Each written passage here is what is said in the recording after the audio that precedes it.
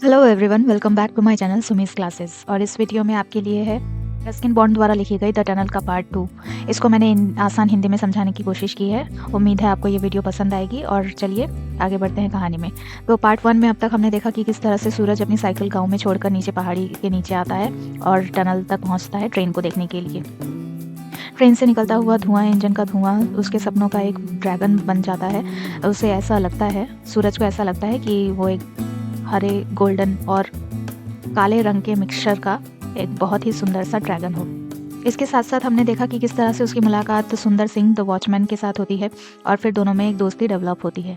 बीच में हमने ये भी देखा कि सूरज को एक बहुत ही हल्की सी एक झलक मिलती है लेपर्ड की, जो कि जंगल से गुजर रहा होता है, जिसके बारे में जानने पर सुंदर सिंह ने कहा कि उसको यहाँ से कोई लेना देना नहीं है, वो सिर्फ अपने काम से काम रखता है। इसके बाद दोनों के बीच जब बातचीत होती है तो वहाँ पर हमें नाइट मेल के बारे में पता चलता है। नाइट मेल का जिक्र होता है। अब उसी नाइट मेल को लेकर आगे कहानी में हम देखने वाले हैं। तो चलिए बढ़ते हैं आगे। रस्किन बॉन्ड तो कहानी शुरू होती है नेक्स्ट पार्ट में कुछ इस तरह से। The following evening towards dusk as the flying foxes swooped silently out of the trees, Suraj made his way to the watchman's hut। तो उसी दिन शाम के वक्त टुवर्ड्स डस्क यानी जब सनसेट हो रहा होता है, गोधूली वेला को डस्क कहा जाता है। तो फ्लाइंग फॉक्स, यहाँ फ्लाइंग फॉक्स बड़े बड़े चमगादड़ों को फ्लाइंग फॉक्स कहा गया है। तो कह रहे हैं कि the following evening towards dusk as the flying foxes swooped silently out of the trees, Suraj made his way to the watchman's hut। तो उसी दिन शाम को जब बड़े बड़े चमगादड़ पेड़ों से बाहर निकल के उड़कर आराम से, शांति के साथ आराम से उड़कर जा रहे थे खामोशी से, सूरज अपना रास्ता बनाता है वॉचमैन की हट की तरफ। तो यहाँ पर टाइम सेटिंग एस्टैब्लिश हो रही है। ये नेचुरल डिटेल सीन को रियल और एटमॉस्फेरिक बनाता है। यहाँ पर जो शब्द है silently, swoop silently out of trees, तो ये साइलेंटली वर्ड इंपॉर्टेंट है, जो कि नेचर का पीसफुल अनडिस्टर्ब्ड रिदम दिखाता है। सूरज इस रूटीन में कंफर्टेबल है, ये उसका रेगुलर विजिट हो सकता है। It had been a long hot day, but now the earth was cooling and a light breeze was moving through the trees। Next कह रहे हैं कि दिन गर्म था। टिपिकल इंडियन समर की बात की गई है, लेकिन अब ठंडा हो रहा है। ब्रीज का मतलब हल्की सी हवा, ब्रीज मतलब हल्की हवा। And a light breeze was moving through the trees, और पेड़ों के बीच से हल्की हल्की हवाएं गुजर रही थी। It carried with it the scent of mango blossoms, the promise of rain. हवा, मैंगो ब्लॉसम यानी आम के जो बोरे होते हैं, उन बोरों को ब्लॉसम कहा जाता है। तो हवा जो है मैंगो ब्लॉसम्स लेकर आ रही है। प्रॉमिस ऑफ रेन, ये सेंसरी डिटेल है जो आने वाले मौसम का इशारा देता है। तो यहाँ पर जो है पर्सोनिफिकेशन का इस्तेमाल किया गया है। हवा को प्रॉमिस देने वाला बताया गया है, जैसे वो कुछ कमिट कर रही हो। ये लाइन होप और रिन्यूअल का सिंबल है। बारिश और लाइफ ग्रोथ लाती है, जैसे सूरज की एडवेंचर या जर्नी में भी कुछ नया होने वाला है।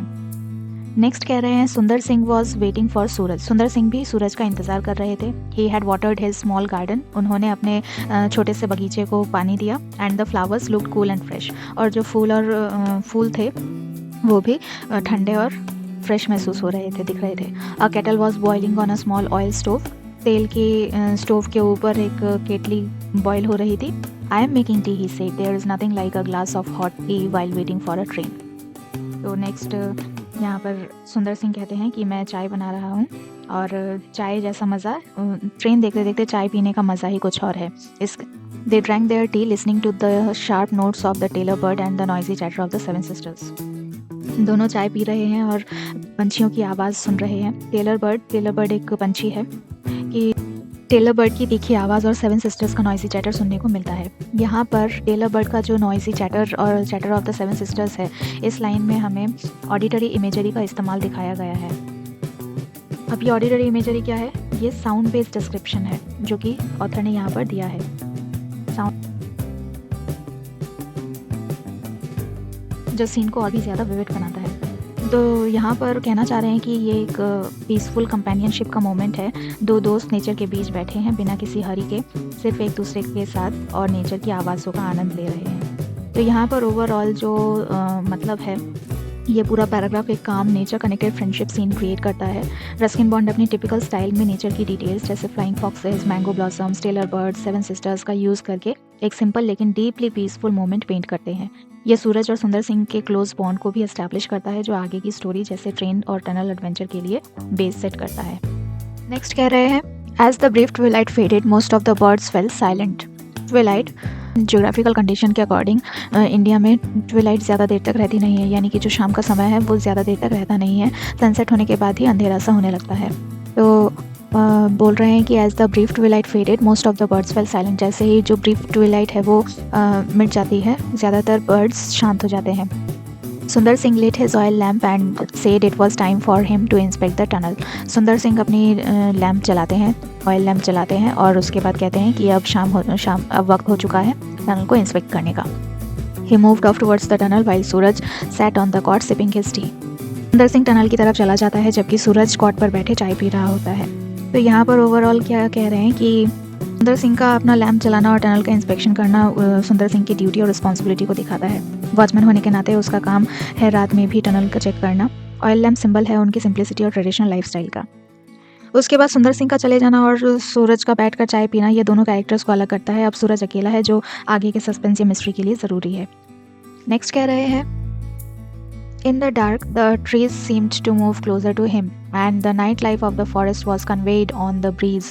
The sharp call of barking deer, the cry of a fox, the quaint tong-tong of a nightjar. तो कह रहे हैं अंधेरे में पेड़ सूरज के पास आते हुए लगते हैं।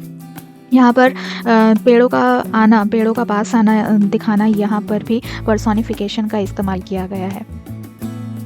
इस लाइन से सूरज की इमेजिनेशन को दिखाया गया है। अकेले होने पर और अंधेरे में चीज़ें ज़्यादा थ्रेटनिंग या अलाइव लगती हैं। ये mysterious slightly eerie mood create करता है। इसके साथ साथ जब कह रहे हैं कि and the night life of the forest was conveyed on the breeze, the sharp call of a barking deer, the cry of a fox, the quaint tonk tonk of a nightjar. यहाँ पर again auditory imagery का इस्तेमाल किया गया है और sound के through night forest को विविड बनाया गया है। ये दिखाता है कि जंगल दिन में जितना एक्टिव होता है रात में भी उतना ही जीवित है, बस अलग क्रिएचर्स एक्टिव होते हैं। रस्किन बॉन्ड की नेचर के प्रति डीप ऑब्जर्वेशन और नॉलेज यहाँ दिखती है। There were some sounds that Suraj didn't recognize, sounds that came from the trees creaking and whispering as though the trees were coming to life, stretching their limbs in the dark, shifting a little, flexing their fingers. कुछ आवाज़ें सूरज को पहचान में नहीं आ रही थी, जैसे कि पेड़ों के चटचटाने की आवाज़ या फुसफुसाहट सुनाई दे रही थी। सूरज फेमिलियर एनवायरनमेंट से नहीं है, फॉरेस्ट का एक्सपर्ट नहीं है, इसलिए कुछ साउंड्स उसको स्ट्रेंज लगते हैं। ये मिस्ट्री और क्यूरियोसिटी बिल्ड करता है।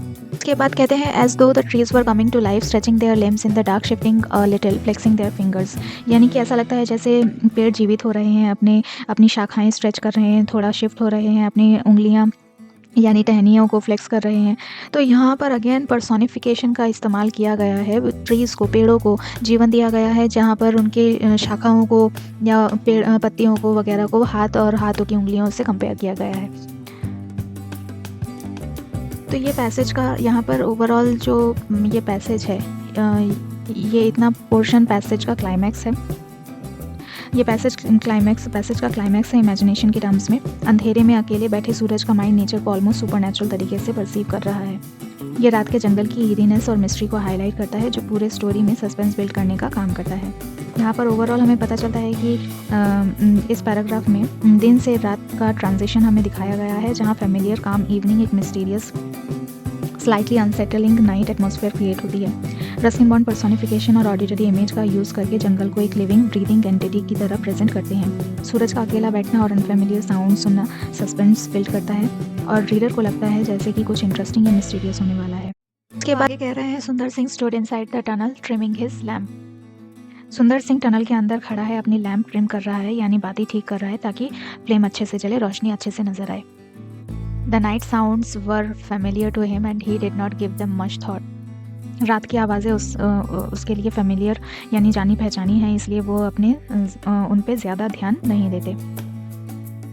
But some else, a padded footfall or rustle of dry leaves made him stand still for a few seconds, peering into the darkness. लेकिन कुछ और चीज़, एक पैडेड यानी दबी हुई सॉफ्ट फुटफॉल यानी कदमों की आवाज़ और सूखे पत्तों की रसल यानी सरसराहट उससे कुछ सेकंड के लिए रुक जाने पर मजबूर करती है और वो अंधेरे में घूर कर देखता है। यहाँ पर अगेन ऑडिटरी इमेजरी का इस्तेमाल किया गया है। स्पेसिफिक साउंड्स जैसे footfall, padded footfall, Russell of leaves ये डिस्क्राइब किए गए हैं जो सस्पेंस क्रिएट करते हैं। ये लाइन्स जो हैं यहाँ पर सस्पेंस और फोरशैडोइंग का इंपॉर्टेंट मोमेंट है। पैडेड फुटफॉल एक एनिमल जैसे लेपर्ड या कोई वाइल्ड कैट की तरफ इशारा करता है। सॉफ्टली स्टिल्दी मूवमेंट, ये रीडर को अलर्ट करता है कि जंगल में कुछ पोटेंशियली डेंजरस मौजूद है। इवन एक्सपीरियंस सुंदर सिंह भी रुक जाता है। ये दिखाता है कि ये साउंड अनयूजुअल या कंसर्निंग है, नॉर्मल नाइट साउंड से डिफरेंट है। Then humming softly to himself he return to where Suraj was waiting. फिर आहिस्ता से गुनगुनाते हुए वो वापस सूरज के पास आ जाता है जहाँ वो वेट कर रहा था। यहाँ पर हमिंग सॉफ्टली दिखाता है कि सुंदर सिंह अपने डर या कंसर्न को छुपा रहा है या शायद खुद को रीअश्योर कर रहा है। ये उनकी काम कंपोज नेचर को भी दिखाता है। वो पैनिक नहीं करते, अपना काम कंटिन्यू करते हैं। ये भी पॉसिबल है कि ये उनकी दिलो दिमाग को एम्फेसाइज करता है कि दिन रात जंगल में रह के उन्होंने अपने डर को कंट्रोल करना सीख लिया है। इसके बाद कहते हैं 10 minutes remained for the night mail to arrive. Night mail को आने में अब 10 मिनट बाकी रह चुके थे, तो ये टाइम प्रेशर इंट्रोड्यूस करता है। काउंटडाउन शुरू हो जाता है। कहानी में टेंशन बिल्ड होता है क्योंकि ट्रेन आने वाली है और कुछ मिस्टीरियस पर्सन्स भी जंगल में है। ये लाइन सस्पेंस को और इंटेंसिफाई करती है, रीडर को अगले इवेंट्स के लिए एंटिसिपेट करने पर मजबूर करती है। तो ओवरऑल इस पैसेज में हमें सस्पेंस और मिस्ट्री का टर्निंग पॉइंट देखने को मिलता है। अब तक जो पीसफुल काम एटमॉस्फेयर थी उसमें एक सटल अनईज इंट्रोड्यूस होती है, जैसे पैडेड फुटफॉल और रसल ऑफ लीव्स जैसी डिटेल्स हिंट देते हैं कि कोई जंगली जानवर, पॉसिबली कोई लिपर्ड, जो रस्किन बॉन्ड की स्टोरीज में कॉमन है, आसपास ही है। सुंदर सिंह का ब्रीफ पॉज उसकी अलर्टनेस दिखाता है, लेकिन उसका हमिंग और कामली वापस आना ये भी दिखाता है कि वो सिचुएशन को हैंडल करना जानता है। अब नेक्स्ट कह रहे हैं, as सुंदर Singh sat down on the cot beside Suraj, a new sound reached both of them quite distinctly, a rhythmic sawing sound as if someone cutting through the branch of a tree. तो जैसे ही सुंदर सिंह सूरज के पास खटिया पर आकर बैठते हैं, वैसे ही उन्हें एक नई आवाज़ पूरी साफ तरीके से सुनाई देती है, जैसे कि कोई लयबद्ध आवाज़ हो और जैसे कि कोई पेड़ों की टहनियों को काट रहा हो। तो यहाँ पर जो है सिमिले का इस्तेमाल किया गया है, पर जो वर्ड फ्रेज़ है एज इफ समवन से हमें पता चलता है कि यहाँ पे सिमिले का इस्तेमाल किया गया है। यहाँ पे साउंड को as if someone cutting through the branch of a tree से कंपेयर किया गया है। ये साउंड एक्चुअली लिपर्ड की कैरेक्टरिस्टिक कॉल है जो रियल में सॉ जैसी आवाज़ करता है। ये रस्किन बॉन्ड की एक्यूरेट वाइल्ड लाइफ नॉलेज को दिखाता है। ये लाइन सस्पेंस को क्लाइमैक्स तक लेके जाता है। पिछले पैराग्राफ का पैडेड फुटफॉल अब क्लियरली आइडेंटिफाई हो जाता है यहाँ पर। नेक्स्ट कह रहे हैं, व्हाट्स दैट, विस्पर्ड सूरज। सूरज फुसफुसाकर पूछता है, क्या है वो? इट्स द लिपर्ड सेड सुंदर सिंह। तो सुंदर सिंह जवाब देते हैं, ये लिपर्ड है। I think it's in the tunnel, मुझे लगता है वो टनल के अंदर है। The train will soon be here said Suraj. जल्द ही ट्रेन आने वाली है। यस माई फ्रेंड, हाँ मेरे दोस्त। And if we don't drive the leopard out of the tunnel it will be run over and killed. Sundar Singh आगे कहता है कि हाँ मेरे दोस्त, अगर हमने लिपर्ड को नहीं भगाया टनल से तो ट्रेन उसके ऊपर से गुजर जाएगी और वो मारा जाएगा। तो इन लाइंस में सूरज का फुसफुसाकर पूछना, विस्पर्ड सूरज यानी फुसफुसाकर सूरज का पूछना कि वो क्या है, ये उसके डर को या नर्वसनेस को दिखाता है। वो धीरे से बोलता है जैसे तेज़ आवाज़ से या ऊंची आवाज़ से कुछ डिस्टर्ब हो जाएगा। ये नेचुरल ह्यूमन रिएक्शन है उन अननोन डेंजर के सामने। नेक्स्ट यहाँ पर जब कहते हैं the train will soon be here, ये लाइन एक प्रॉब्लम इंट्रोड्यूस करती है। अगर लिपर्ड टनल में है और ट्रेन आ रही है तो कन्फ्लिक्ट क्रिएट होता है या खतरा क्रिएट होता है। यहाँ पर सूरज की क्विक थिंकिंग और सिचुएशनल अवेयरनेस भी यहाँ पर देखने को मिलती है। सूरज के फुसफुसाकर पूछने पर सुंदर सिंह का जवाब देना उसके कैरेक्टर का सबसे इम्पॉर्टेंट रिवील है। सुंदर सिंह के डीप कंपैशन और रिस्पेक्ट वाइल्ड लाइफ के लिए दिखाया गया है।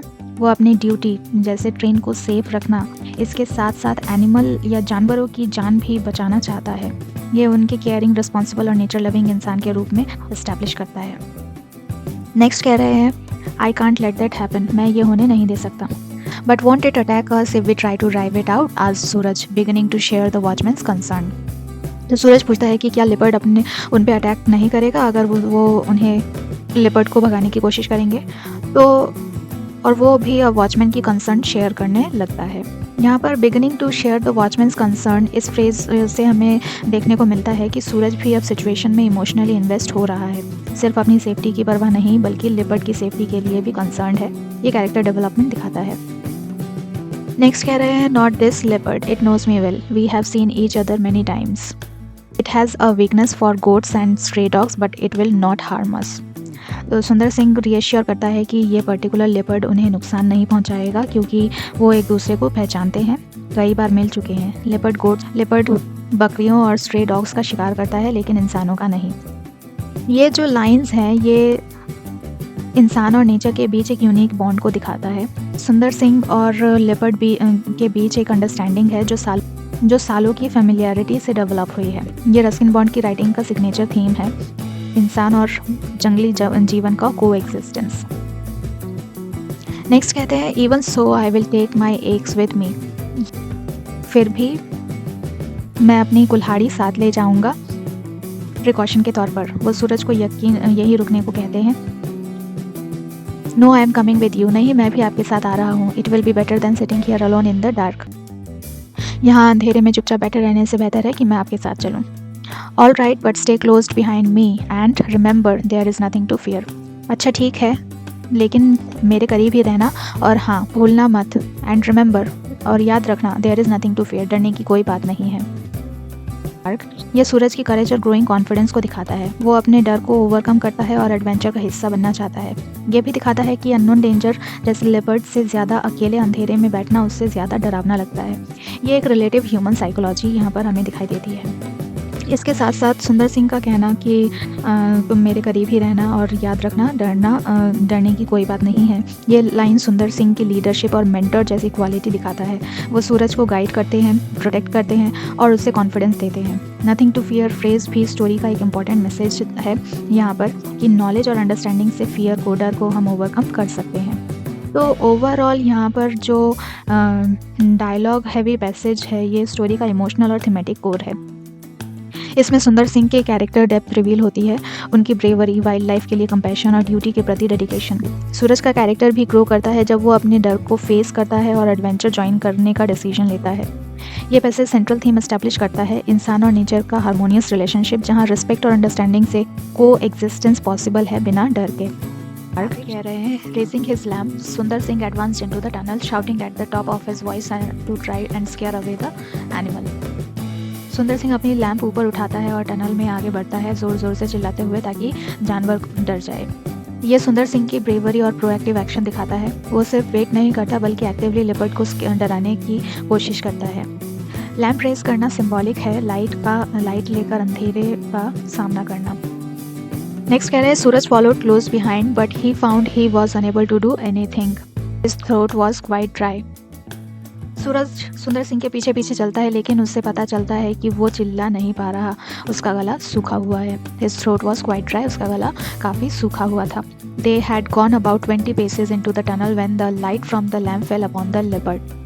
टनल में करीब 20 कदम चलने के बाद लैंप की रोशनी लेपर्ड पर पड़ती है। यह मोमेंट टेंशन का पीक है। सस्पेंस फाइनली रिवील होता है जब लेपर्ड डायरेक्टली दिखता है। 20 paces स्पेसिफिक डिटेल सीन को रियल और विविड बनाता है। It was crouching between the tracks only 5 meters away from them. It was not very big leopard but it looked lithe and sinewy. तो यहाँ पर कह रहे हैं कि it was crouching between the tracks only 5 meters away from them. उनसे सिर्फ 5 metre की दूरी पर लेपर्ड ट्रैक्स के बीच में डूबका हुआ था, सिर्फ 5 मीटर दूरी पर। ये प्रॉक्सिमिटी जो 5 मीटर डेंजर की इमीडिएसी दिखाता है, ये कोई दूर की बात नहीं, बहुत क्लोज एनकाउंटर है। It was not very big leopard, ये कोई बड़ा एक लेपर्ड नहीं था but it looked light and sinewy, लेकिन ये फ्लेक्सिबल था और मस्क्यूलर दिख रहा था। यहाँ पर डिस्क्रिप्शन लेपर्ड की फिजिकल पावर और फ्रेजिलिटी को हाईलाइट करता है। साइज़ के बावजूद ये रीडर को याद दिलाता है कि छोटा होने का मतलब वीक नहीं होता। Baring its teeth and snarling it went down on its belly tail twitching. अपने दांत दिखाते हुए गुर्राते हुए लेपर्ड अपने पेट के बल नीचे हो गया, अपनी पूंछ हिलाते हुए।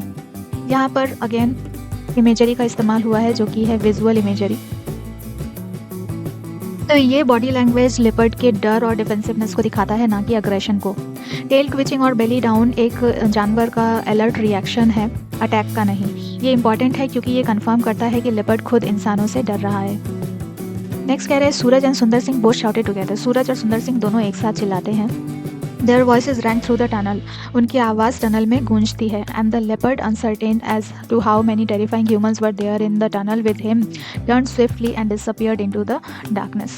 लेपर्ड कंफ्यूज्ड था कि टनल में कितने डरावने इंसान हैं, जल्दी से मुड़ के अंधेरे में गायब हो जाता है। ये लाइन आयरनी और ह्यूमर का टच रखती है। टेरिफाइंग ह्यूमंस लेपर्ड के पर्सपेक्टिव से लिखा गया है, जबकि हम जानते हैं कि सूरज खुद डरा हुआ था। ये दिखाता है कि कंबाइंड एक्शन ने लेपर्ड को कन्विंस कर दिया कि मल्टीपल थ्रेट्स हैं, इसलिए वो भाग गया। ये रेजोल्यूशन पीसफुल है कि कोई वायलेंस नहीं, सिर्फ लेपर्ड सेफली चला जाता है। To make sure that he had gone, Sunder Singh and Suraj walk the length of the tunnel. और ये कंफर्म करने के लिए कि लेपर्ड चला गया है, दोनों ने पूरे टनल की लंबाई तक पैदल चले। When they returned to the entrance, the rails were beginning to hum. They knew the train was coming. जब वो एंट्रेंस पे वापस आए, रेल्स गुनगुना रहे थे, वो हम कर रहे थे, यानी कि वाइब्रेट हो रही थी। रेलवे जो ट्रैक्स हैं वो वाइब्रेट हो रही थी, उन्हें पता चल गया कि ट्रेन आ रही है। यहाँ पे अगेन ऑडिटरी इमेजरी का इस्तेमाल किया गया है। रेल्स का हमिंग ट्रेन के आने का फिजिकल साइन है। ये परफेक्ट टाइमिंग दिखाता है, लेपर्ड को जस्ट इन टाइम निकाल दिया गया ट्रेन आने से पहले। ये क्लाइमैक्स का सेटिस्फाइंग रेजोल्यूशन है, जहाँ ड्यूटी, ट्रेन की सेफ्टी और कंपैशन यानी लेपर्ड की जान बचाना दोनों सक्सेसफुली अकम्प्लिश हो जाते हैं। तो ओवरऑल इस पैसेज से हमें स्टोरी का एक्शन पैक्ड क्लाइमैक्स जानने को मिलता है, जहाँ टेंशन अपने पीक पर पहुँचती है और फिर रिजॉल्व होती है। यहाँ पे करेज ओवरकमिंग फियर का थीम दिखाया गया है। सूरज अपनी फिजिकल फियर, जैसे उसका गला सूख जाने के बावजूद सुंदर सिंह का साथ देता है। यहाँ पर वाइल्ड लाइफ के प्रति रिस्पेक्ट को दिखाया गया है। लेपर्ड को हार्म नहीं पहुँचाया जाता, सिर्फ सेफली टनल से निकाला जाता है। यहाँ पे टीम वर्क को भी शो किया गया है। कंबाइंड शाउटिंग से प्रॉब्लम सॉल्व होती है, अकेले से नहीं। रिस्पॉन्सिबिलिटी और ड्यूटी को भी यहाँ पे दर्शाया गया है। दोनों कैरेक्टर्स अपना काम थॉरोली कंप्लीट करते हैं। टनल चेक करना ट्रेन के आने से पहले। अब कह रहे हैं Suraj put his hand to one of the rails and felt its tremor. तो सूरज पटरी पर अपना हाथ रखता है और वाइब्रेशन को महसूस करता है। यहाँ पर ये जो लाइन है, यहाँ पे टेक्टाइल इमेजरी का इस्तेमाल किया गया है। अब ये टेक्टाइल इमेजरी क्या है? टेक्टाइल इमेजरी वो लिटरेरी डिवाइस है जिसमें ऑथर या पोइट टच के थ्रू सेंसेस को डिस्क्राइब करते हैं। मतलब कैसा फील होता है किसी चीज़ को छूने से, जैसे गर्मी, ठंडक, रफनेस, सॉफ्टनेस या वाइब्रेशन, तब हम उसे टेक्टाइल इमेजरी कहते हैं। तो यहाँ इस लाइन में सूरज फिजिकली ट्रेन के अप्रोच को फील करता है, सिर्फ सुनता नहीं है। ये उसकी क्यूरियोसिटी और एक्साइटमेंट को दिखाता है, ट्रेन के एक्सपीरियंस को फुली एब्जॉर्ब करने की कोशिश को दिखाता है। ये heard the distant rumble of the train. Rumble यानी गड़गड़ाहट, तो दूर से उसे ट्रेन के गड़गड़ाहट की आवाज़ सुनाई देती है। And then the engine came round the bend hissing at them, scattering sparks into the darkness, defying the jungle as it rode through the steep sides of the cutting. तो यहाँ पर कह रहे हैं कि फिर इंजन मोड़ घूमकर आता है उनकी तरफ, हिस करते हुए, अंधेरे में स्पार्क्स बिखेरते हुए। यानी कि यहाँ पर कह रहे हैं कि अब मोड़ पर घूमकर ट्रेन आ चुकी होती है, हिस यानी सांप की आवाज़ जैसी फुंकार निकालते हुए और अपने चारों तरफ अंधेरे में स्पार्क्स स्कैटर करते हुए। तो देखा जाए तो यहाँ पर भी पर्सोनिफिकेशन का इस्तेमाल किया गया है। इंजन हिसिंग कर रहा है जैसे कोई जीवित क्रिएचर हो, जैसे सांप की हिसिंग साउंड।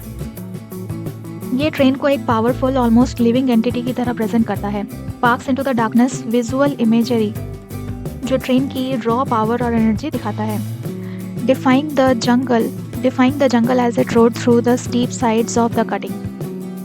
जंगल को डिफाई यानी डिफाइंग यानी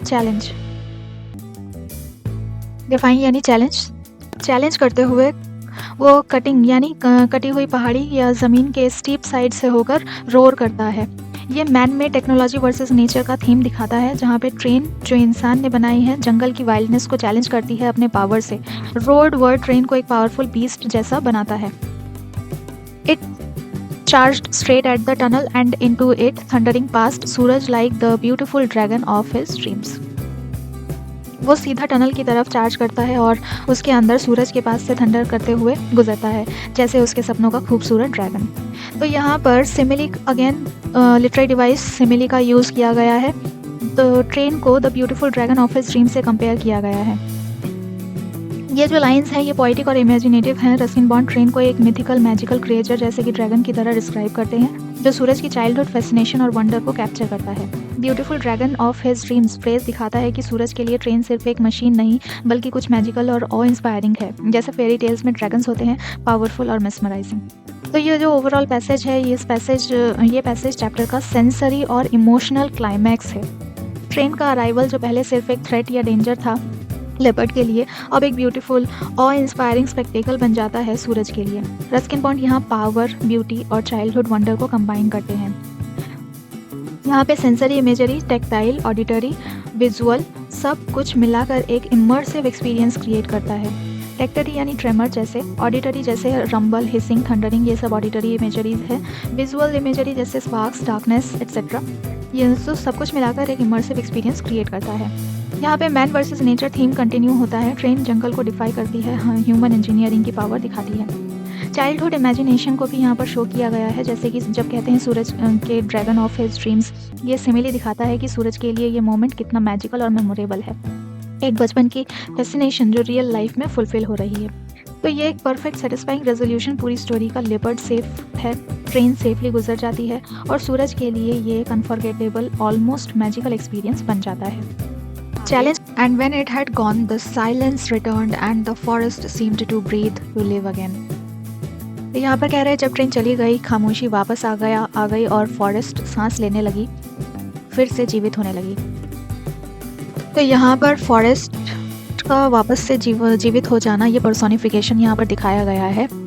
इसके साथ साथ नॉर्मलसी के रिटर्न को भी यहाँ पे दिखाया गया है। ट्रेन की लाउड पावरफुल प्रेजेंस के बाद जंगल अपनी नेचुरल पीसफुल स्टेट में वापस आ जाती है। ये एक ब्यूटीफुल साइक्लिक रिदम दिखाता है नेचर की। डिस्टर्बेंस के बाद फिर से सन्नाटा, फिर से शांति। Only the rails still trembled with the passing of the train. सिर्फ अभी जो पटरियाँ थी, पटरियाँ ही अभी तक काँप रही थी ट्रेन के गुजरने से। ये ट्रेन की लिंगरिंग इफेक्ट को दिखाता है, फिजिकल वाइब्रेशन जो थोड़ी देर तक रहती है, फिर जैसे एक eco of the powerful moment जो अभी हुआ। They trembled again to the passing of the same train almost a week later when Suraj and his father were both traveling in it. तो वही रेल्स, वही पटरियाँ फिर से कांपने लगी करीब एक हफ्ते बाद, जब सूरज और उसके पिता दोनों उसी ट्रेन में ट्रैवल कर रहे थे। तो यहाँ पर टाइम जंप और पर्सपेक्टिव शिफ्ट है। पहले सूरज ट्रेन को बाहर से देख रहा था टनल से, अब वो खुद उस ट्रेन का पैसेंजर बन गया है। ये इंटरेस्टिंग स्ट्रक्चरल पैरेलल है। सेम ट्रेन फ्रेज कंटिन्यूटी दिखाता है, कनेक्टिंग दोनों इवेंट्स को। Suraj father was scribbling in a notebook doing his accounts. तो यहाँ पर कह रहे हैं सूरज के पिता नोटबुक में कुछ लिख रहे थे, अपने अकाउंट्स हिसाब किताब कर रहे थे। ये फादर पिता के कैरेक्टर को इंट्रोड्यूस करता है यहाँ पर, बिजनेस फोकस्ड, प्रैक्टिकल, काम में बिजी इंसान। ये सूरज के नेचर लविंग एडवेंचरस पर्सनालिटी से कॉन्ट्रास्ट क्रिएट करता है। नेक्स्ट कह रहे हैं Suraj sat at an open window staring out at the darkness. Suraj खुली खिड़की के पास बैठा अंधेरे को घूर रहा था।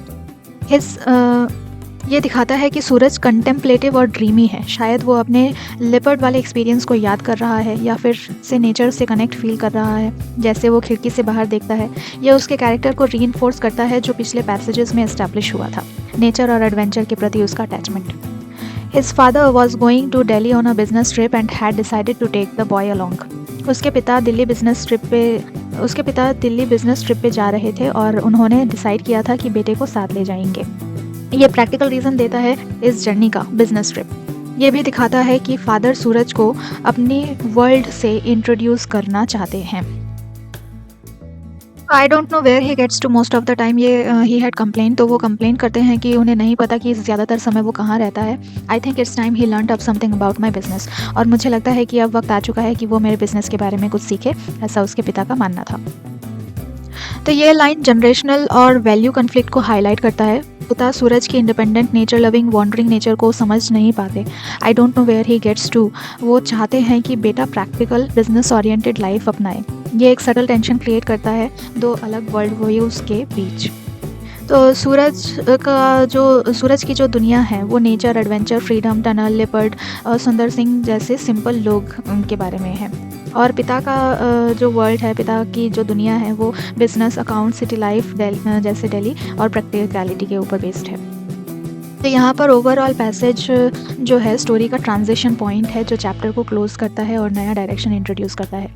यहाँ पे नेचर का साइक्लिक रिदम दिखाया गया है, जहाँ पे ट्रेन के डिस्टर्बेंस के बाद फिर से पीस यानी शांति का वापस आना जंगल जीवित महसूस करती है।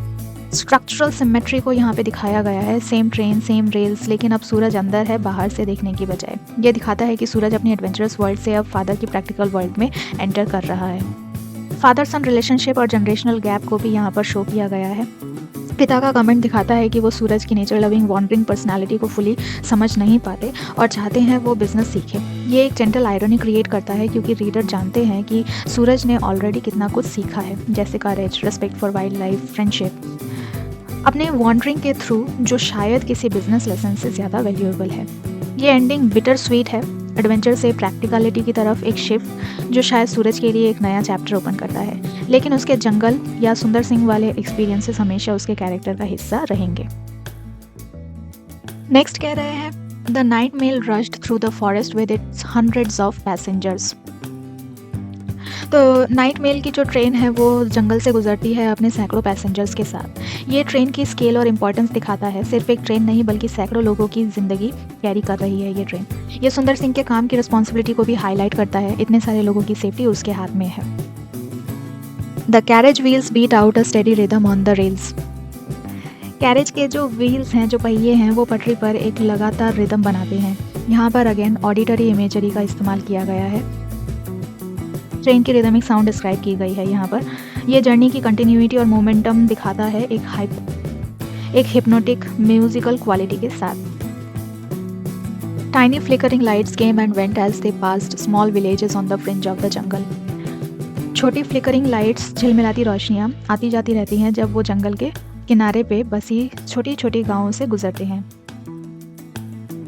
अब यहाँ पर विजुअल इमेजरी का इस्तेमाल किया गया है जो जर्नी की फ्लीटिंग ट्रांजिएंट नेचर को दिखाता है। हर गांव बस एक मोमेंट के लिए दिखता है, फिर पीछे छूट जाता है। ये भी हमें सेटलमेंट्स और वाइल्डरनेस के को एग्जिस्टेंस को दिखाता है। Suraj heard the rumble as the train passed over a small bridge. Suraj को गड़गड़ाहट सुनाई देती है जब ट्रेन एक छोटी ब्रिज से गुजरती है। सूरज अपनी सराउंडिंग्स के प्रति अलर्ट और अटेंटिव है। वो सिर्फ पैसिवली बैठा नहीं है बल्कि एक्टिवली जर्नी को एक्सपीरियंस कर रहा है, साउंड्स के थ्रू लोकेशन ट्रैक कर रहा है। It was too dark to see the hut near the cutting but he knew they must be approaching the tunnel. बहुत अंधेरा था कटिंग के पास वाला हट देखने के लिए, लेकिन उससे पता था कि वो टनल के करीब आ रहा है। ये दिखाता है कि सूरज का कनेक्शन इस जगह से सिर्फ विजुअल नहीं है, उसने जगह को कितनी अच्छी तरह से एक्सपीरियंस किया है। लिपर्ड वाली रात जैसे कि अब वो बिना देखे भी जान सकता है कि कहाँ है। ये इमोशनल या मेमोरी बेस्ड कनेक्शन को शो करता है। He strained his eyes looking out into the night and then just as the engine let out a shrill whistle, Suraj saw the lamp. उसने अपनी आंखें स्ट्रेन की रात में देखने के लिए और फिर जैसे ही इंजन ने एक तीखी विसल निकाली, सूरज ने लैंप देख लिया। ये मोमेंट एंटिसिपेशन और इमोशनल पे ऑफ का है। सूरज एक्टिव रूप से ढूंढ रहा था कुछ, और जब विसल, जो शायद लिपर्ड को वार्न करने के लिए भी है, जैसा स्टोरी में एस्टैब्लिश हुआ, विसल बजती है तभी लैंप दिखता है। यह परफेक्ट टाइमिंग है जो स्टोरी के पहले इवेंट्स से कनेक्ट करता है। He couldn't see सुंदर Singh but he saw the lamp and he knew that his friend was out there. सुंदर सिंह को तो वो देख नहीं पाया, लेकिन लैंप देख लिया और उसे पता था कि उसका दोस्त वहाँ बाहर है। ये फ्रेंडशिप और ट्रस्ट का ब्यूटीफुल सिंबल है। सुंदर सिंह खुद नज़र नहीं आता, लेकिन उसकी प्रेजेंस लैंप के थ्रू सूरज के लिए काफ़ी है उससे फील करने के लिए कि उसका दोस्त वहाँ है, अपना काम कर रहा है। यह उनके बॉन्ड की डेप्थ दिखाता है, फिजिकल प्रेजेंस से ज़्यादा एक इमोशनल कनेक्शन है। The train went into the tunnel and out again. It left the jungle behind and thundered across the endless plains. Train tunnel में गई और वापस बाहर आई, जंगल को पीछे छोड़ दिया और एंडलेस प्लेन्स यानी लंबे मैदान में थंडर करते हुए आगे बढ़ गई। ये ट्रांजिशन और मूवमेंट फॉरवर्ड को दिखाता है, जैसे स्टोरी भी एक फेज से दूसरे फेज में मूव कर रही है। एंडलेस प्लेन्स सिंबॉलिक है सूरज के फ्यूचर की तरफ, जंगल या एडवेंचर से आगे बिजनेस या सिटी लाइफ की तरफ। Suraj stared out at the darkness, thinking of the lonely cutting in the forest and the watchman with the lamp, who would always remain a firefly for those traveling thousands as he lit up the darkness for steam engines and leopards. तो सूरज अंधेरे में घूरता रहा, जंगल में उस अकेले cutting के बारे में सोचते हुए और लैंप वाले वॉचमैन के बारे में। ये दिखाता है कि एक्सपीरियंस उसके दिल में गहरा उतर गया है। फिजिकली वो आगे बढ़ गया है, लेकिन मेंटली वो उस जगह और उस इंसान से जुड़ा हुआ है जो हमेशा एक जुगनू की तरह रहेगा उन हज़ारों ट्रैवलर्स के लिए, जैसे वो अंधेरे रोशन करता है स्टीम इंजन्स और लेपर्ड्स दोनों के लिए। यहाँ पर मेटाफर का इस्तेमाल किया गया है। सुंदर सिंह को फायरफ्लाई से कंपेयर किया गया है डायरेक्ट। ये पूरी स्टोरी का मोस्ट पावरफुल पोइटिक लाइन है। सुंदर सिंह को फायरफ्लाई कहना उसके रोल को ब्यूटीफुली कैप्चर करता है। छोटा, हम्बल लेकिन असेंशियल। जैसे फायरफ्लाई अंधेरे में छोटी सी रोशनी देता है, वैसे ही सुंदर सिंह अपनी लैंप से स्टीम इंजन्स को गाइड करता है, ह्यूमन टेक्नोलॉजी और ट्रैवलर्स के लिए सेफ्टी को शो करता है, लेपर्ड्स को भी प्रोटेक्ट करता है, वाइल्ड लाइफ के लिए भी केयर करता है। ये लाइन पूरी स्टोरी का थीम समराइज करती है। एक इंसान जो दोनों दुनिया, इंसानों और प्रकृति के बीच बैलेंस बनाता है, दोनों की सेफ्टी के लिए इक्वली डेडिकेटेड है। दोस्त ट्रैवलिंग थाउजेंड्स में से कोई भी सुंदर सिंह को पर्सनली नहीं जानता, लेकिन उसका काम साइलेंटली उन सबकी ज़िंदगी में कंट्रीब्यूट करता है, एक अनसंग हीरो जैसा। तो ओवरऑल जो थीम है इस पैसेज का, ये एंडिंग ब्यूटीफुली पूरी स्टोरी को रैप अप करता है। यहाँ पे साइक्लिक स्ट्रक्चर देखने को मिलता है। सूरज ने ट्रेन को बाहर से देखा था टनल में, अब वो अंदर से देख रहा है। सुंदर सिंह के लैंप को पर्सपेक्टिव कंप्लीट होने वाला सर्कल है ये। फ्रेंडशिप का लास्टिंग इम्पैक्ट। सूरज अपने दोस्त को याद करता है, उसकी प्रेजेंस उसे कंफर्ट देती है बिना देखे हुए भी। सूरज सिंह का सिंबॉलिक सिग्निफिकेंस, फायरफ्लाई मेटाफर उन्हें एक टाइमलेस यूनिवर्सल फिगर बनाता है जो साइलेंटली दुनिया की सर्विस करता है बिना रिकॉग्निशन की ज़रूरत के। मैन और नेचर हार्मनी का फाइनल मैसेज यहाँ पर हमें मिलता है। सुंदर सिंह एक ऐसा कैरेक्टर है जो दिखाता है कि टेक्नोलॉजी यानी कि ट्रेन्स और वाइल्ड लाइफ जैसे लेपर्ड्स दोनों का को एक्जिस्टेंस पॉसिबल है, अगर कोई उनके बीच समझदारी से ब्रिज बना सके। ये एक डीपली सेटिस्फाइंग पोइटिक एंडिंग है जो चैप्टर की सेंट्रल थीम्स जैसे करेज, फ्रेंडशिप, रिस्पेक्ट फॉर नेचर और क्वाइट हीरोइज्म को एक ब्यूटीफुल मेटाफर के थ्रू समराइज करता है। तो इस वीडियो में हमने देखा कि कैसे सुंदर सिंह ने अपनी ब्रेवरी और विजडम से लेपर्ड को टनल से सेफली बाहर निकाला बिना उसे कोई नुकसान पहुंचाए, और नाइट मेल ट्रेन को भी टाइमली सेफली गुजरने दिया। हमने ये भी देखा कि कैसे सूरज ने अपने डर को ओवरकम किया और अपने दोस्त का साथ दिया, और चैप्टर के एंड में सुंदर सिंह को एक फायरफ्लाई के रूप में डिस्क्राइब किया गया जो हमेशा अंधेरे में रोशनी देता है, चाहे वो इंसान हो या जंगल के जानवर। उम्मीद है कि ये वीडियो आपको चैप्टर समझने में हेल्पफुल रही होगी, स्पेशली एग्जाम के लिए इंपॉर्टेंट पॉइंट्स, लिटरेरी डिवाइसेस और इनर मीनिंग के साथ। अगर वीडियो पसंद आया हो तो प्लीज़ लाइक, शेयर और सब्सक्राइब करना ना भूलें। इसके साथ साथ बेल आइकन को दबाना भी ना भूलें ताकि आपको हर नए वीडियो का नोटिफिकेशन मिले। कमेंट्स में ज़रूर बताइए कि आपको ये चैप्टर कैसा लगा और अगला कौन सा चैप्टर या टॉपिक कवर करना चाहिए। तो मिलते हैं अगले वीडियो में, तब तक के लिए सुमीज क्लासेस की तरफ से bye bye, take care, have a very nice time.